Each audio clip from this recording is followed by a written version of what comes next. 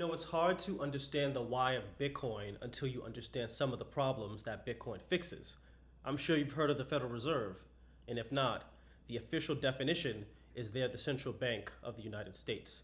They are a non government entity that controls the money supply, aka print currency out of thin air. Let me show you this 2 minute deep dive into this non government agency that controls your dollars. The Federal Reserve System is a scam. Any questions?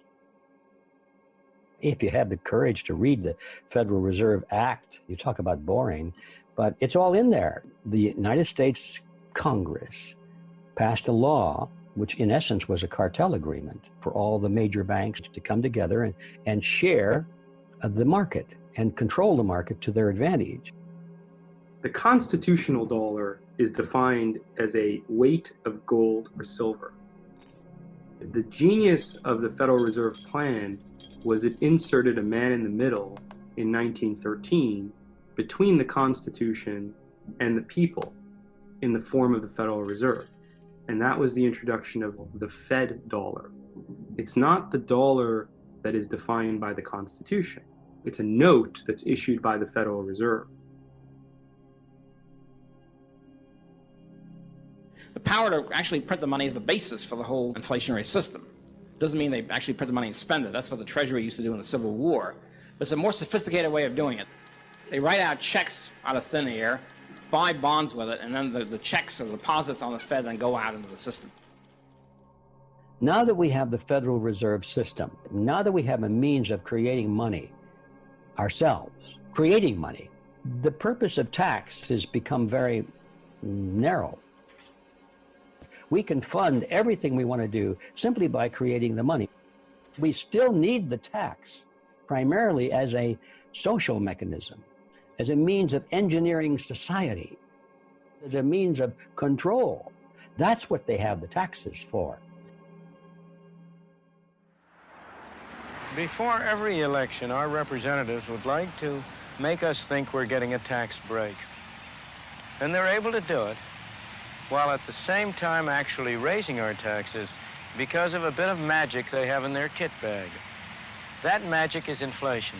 They reduce the tax rates, but the taxes we have to pay go up because we are automatically shoved into higher brackets by the effect of inflation. A neat trick, taxation without representation. By having the ability to print currency out of thin air, the Federal Reserve, as well as the government, don't need to ask your permission by asking you to raise taxes to fund wars around the world. They can just print dollars and tax you through the hidden cost of inflation. And then those costs are passed on to future generations. So you have to work harder and longer just to afford the same things that your grandparents did. Think housing, food, etc.